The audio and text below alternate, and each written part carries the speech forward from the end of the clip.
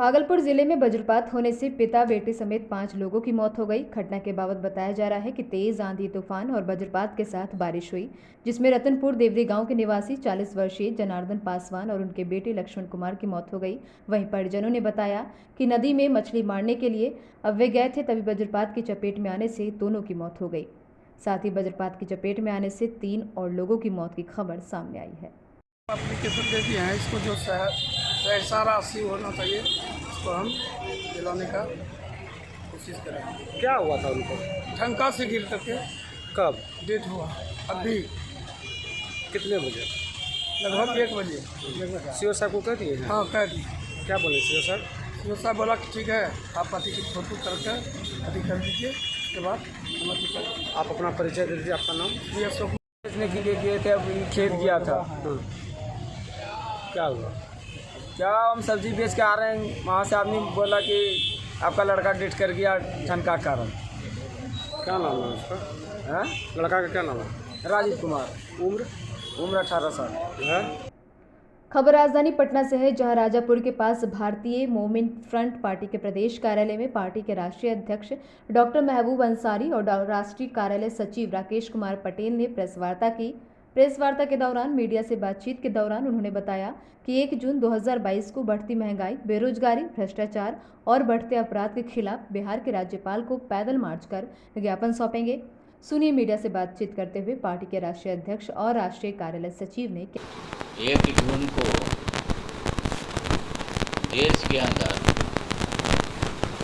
बढ़ते हुए महंगाई, बेरोजगारी, भ्रष्टाचार और नफरत और दहशत का जो राजनीति हो रहा है, इसके खिलाफ मार्च करेंगे और माननीय राज्यपाल महोदय को मेमोरेंडम देंगे कि सब रोक लगे, महंगाई दूर हो, बेरोजगारी हटे और भ्रष्टाचार में जो लिप्त हैं उनकी सही ढंग से जांच हो, और जो नफरत और दहशत की सियासत करके जनता के मूलभूत समस्याओं से जो लोग अलग करना चाहते हैं, जनता को धार्मिक और जातीय उन्माद में फंसा करके रोकना चाहते हैं कि जनता आवाज़ न बन सके, सड़कों पर न उतर सके, इसलिए हम लोगों ने 1 जून को कार्यक्रम तय किया है और यह कार्यक्रम को जिला स्तर पर हम लोग ले जाएंगे, ज़रूरत पड़ा तो प्रखंड स्तर पर ले जाएंगे। मुल्क के सभी जहाँ जहाँ हमारा यूनिट है वहाँ ले जाएंगे। हम लोग उत्तर प्रदेश, बिहार, झारखंड, पश्चिम बंगाल, उत्तराखंड, दिल्ली, मध्य प्रदेश, इन तमाम जगहों पर हमारा यूनिट है और हम लोग काम कर रहे हैं और उम्मीद है कि हर स्टेट में इस पर आंदोलन तेज किया जाएगा, क्योंकि आज आंदोलन लोकतंत्र पैरालाइज हो गया है और लोकतंत्र के तहत जो गरीब गुरबा जनता का जो आवाज़ हम लोग सड़कों पर उठाते थे, वो नया कानून ला करके कि अगर कोई विरोध करेगा तो सरकार के काम में बाधा डालने के कानून बना करके जनता की आवाज़ को रोका जा रहा है। कहा जाता है कि पहले परमिशन लेकर के आइए तब आंदोलन कीजिए, तो हम सरकार के खिलाफ आंदोलन करेंगे। तो सबसे पहले तो आप सबको धन्यवाद। मुख्य तौर पे 1 तारीख को जो हमारा 2 दिन बाद हम लोग है 1 जून को महंगाई के खिलाफ हम लोग राजभवन मार्च कर रहे हैं, जिसमें फुटपाथ दुकानदार, आपका कामगार, मजदूर, घरेलू कामगार, जो भी महंगाई से प्रभावित है, चाहे वो रोजी रोटी कमाने वाले हैं।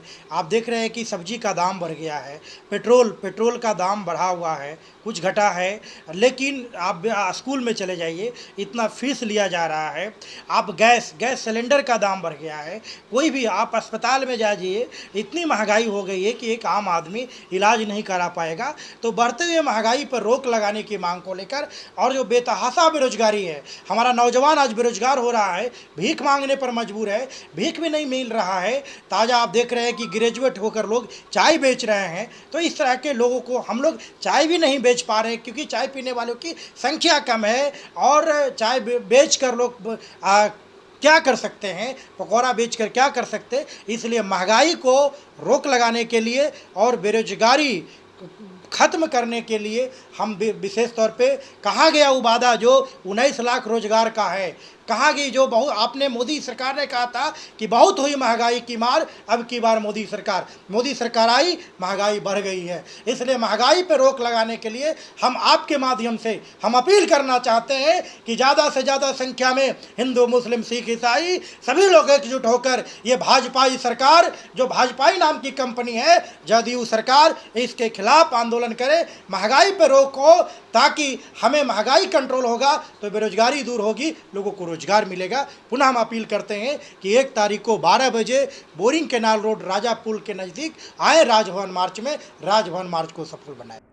और अब बात फुलवारी शरीफ के ब्योर के किसान मोड़ की, जहां एक युवक मोटरसाइकिल पर करने के चक्कर में लगभग 15 फीट गड्ढे में जा गिरा, जिससे वह जख्मी हो गया। इस घटना से आक्रोशित लोगों ने LNT निर्माण कार्य में लगे पोकलेन मशीन को आग के हवाले कर दिया। वहीं सूचना मिलते ही पुलिस ने अग्निशमन दस्ते की सहायता से आग पर काबू पाया। दिक्कत कुछ नहीं है, मतलब ये LNT का काम हो रहा है तो काम हो रहा है, पब्लिक का भी तो दायित्व बनता है ना कि जो उसको निभाएं। बैरिक लगा हुआ है लेकिन LNT का प्रॉपर व्यवस्था नहीं है, काम कराने का प्रॉपर व्यवस्था नहीं है। बैरिक लगा दिया, उसके साथ 2-4 गार्ड लगाना चाहिए ना कि हाँ यहाँ से नहीं जाना है। हुआ है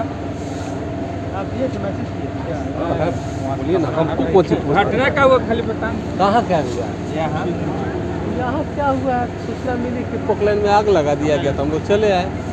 पुनपुन में अलौदी चक निवासी समाज सेवी अजय कुमार सिंह ने पालीगंज के रहने वाले शहीद सैनिक रामानुज यादव की आकस्मिक निधन से गहरा शोक जताया है। उन्होंने सरकार से मांग की है कि पालीगंज के रहने वाले शहीद सैनिक रामानुज यादव के परिजनों को हर संभव मदद किया जाए।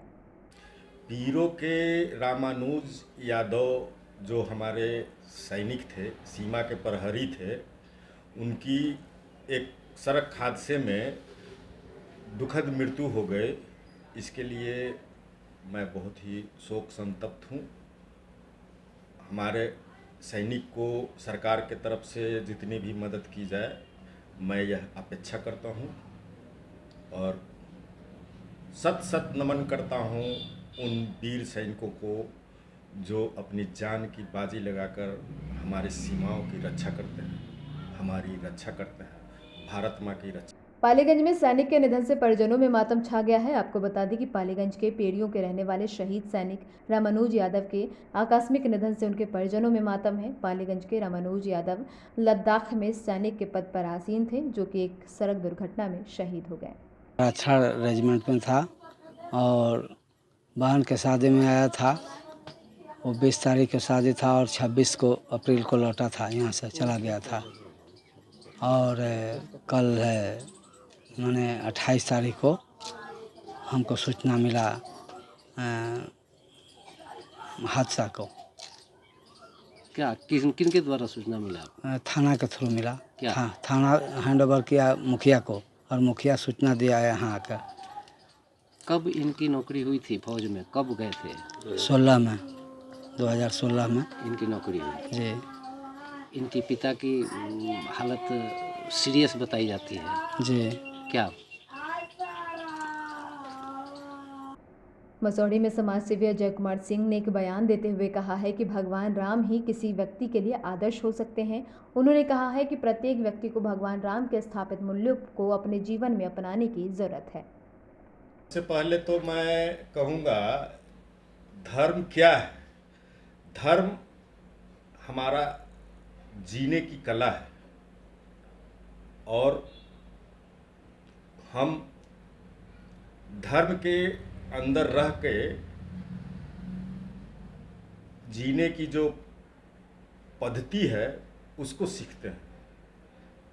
चाहे हिंदू धर्म हो या मुस्लिम धर्म हो, हर धर्म में सबसे पहले मानवता आता है, मानवता के बाद ही कोई धर्म है।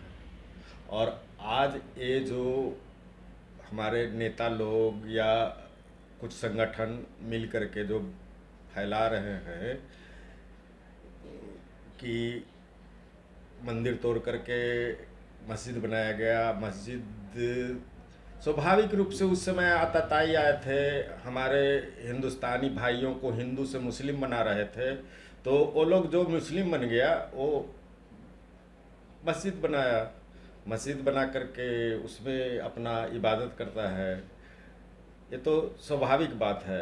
अब सवाल यह है कि जो मंदिर था उसको मंदिर रहना चाहिए या नहीं रहना चाहिए, ये तो अदालत का मामला है। और ऐसे भी हमारे पूरे हिंदुस्तान में सर्वमान्य यदि कोई भगवान है तो वे श्री राम हैं।